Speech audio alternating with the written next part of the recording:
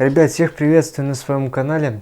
Сегодня хочу, сказать про такую фигню опять про Ладу Весту, значит, полетели подушки, или как их еще по-другому называют, втулки стабилизатора. Вот.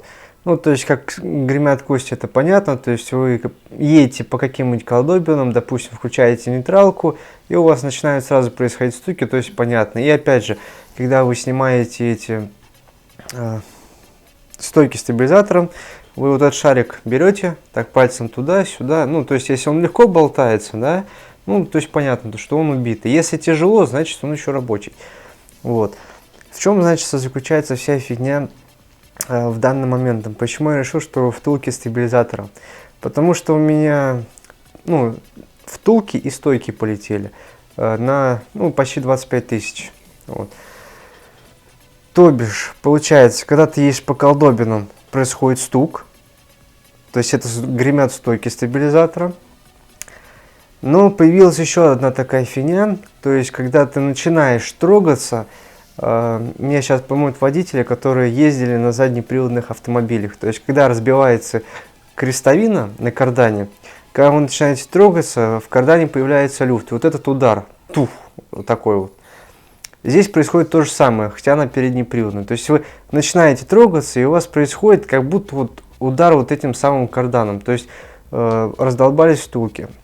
Вот, соответственно, поменял втулки, заменил стойки стабилизаторов, и она теперь просто стала совсем другим автомобилем, прям по-другому стала ездить. То есть подвеска стала более упругой, перестали всякие вот эти звуки возникать. Вот, в плане замены стоек я вам ничего нового не скажу, а вот в плане замены втулок стабилизаторов, то есть подушек по-другому, вот там вставлю видос. В чем заключается вся фигня? В том, что, во-первых, там стоят болты не на 18, как написано, значит, у нас в книжечке Лада Веста. Вот. То есть здесь написано то, что нужен ключик на 18. На самом деле там ключик на 13. Вот они, то есть написано торцевым ключом на 18, но он там ни хрена не подходит. Вот. Также что вам нужно будет сделать? То есть там стоит внутри пыльник рулевой тяги. Вот. То есть вот он находится, пыльник этой самой рулевой тяги. Надеюсь, вам видно. Что вам нужно сделать? Там получается то, что хомут стоит напротив второго внутреннего болта вот этой самой подушки, втулки стабилизатора. То есть как вам нужно поступить, что вам нужно будет сделать? Если на подъемнике, то все прекрасно. Если на яме, как я делал, да, то вам придется либо машину двигать, либо сделать так, чтобы колеса встали по бокам, чтобы вам был доступ со стороны колеса, то есть снизу. То есть, допустим, вот идет доска, и колесо должно вот так вот, практически вот здесь вот стоять, то есть висеть должна машина, чтобы вам можно было со стороны колеса просунуть руку. Для чего? То есть вы засовываете левую руку, допустим, с левого колеса, и правую руку через непосредственно подушки. И вы просто-напросто берете и поднимаете вот эту резинку, вместе с двумя хомутами поворачиваете ее вверх, чтобы хомуты не мешали откручивать болты. Соответственно, и для того, чтобы могла пролезть туда вообще головка. Головками нужно пользоваться на 13 с маленькой трещоткой, то есть большие головки туда не влазят, только маленькие.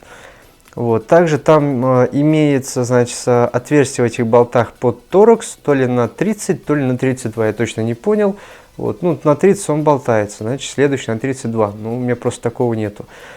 Вот. Соответственно, который болт стоит ближе к движку на 13, его нужно откручивать лучше с удлинителем. Ближний можно и без удлинителя. Вот. В чем, значит, это левый. С правой стороны вы делаете примерно то же самое, то есть приподнимаете вот эту резинку с хомутами вверх, но там нужно будет еще открутить, значит, 5 болтиков на 10, вот, чтобы скинуть защиту рулевой рейки. Вы ее просто вперед откидываете, и опять же у вас открывается доступ для замены этих самых подушек. Подушки я ставил точно такие же, как и стояли с завода, не знаю, сколько они отъездят. Я не стал там никакие эти полиуретановые натягивать, неохота было. Взял точно такие же подушки, пришлось, конечно, поездить, поискать их, вот, но они недорого стоят, в районе 120 рублей. Вот. Ну, на место устанавливается они довольно-таки тоже просто, то есть никаких проблем. Опять же, кто там как меняет, ну, я на яме поменял, у меня не особых проблем никаких не возникло. Проблема возникла только вот найти нужные подушки. Вот. И все, остальных проблем никаких не было. Ну и стойки стабилизатора я поменял точно так же, как и в предыдущий раз, просто на, сколько, на 2 домкратах. Вот. И покажу вам, значит, там какая у меня теперь стойка стабилизатора стоит. Вот. Ну, мне реально понравилось. Ну, вот, и в принципе, чем я хотел с вами, значит, поделиться, да, то есть, ну, по замене все понятно.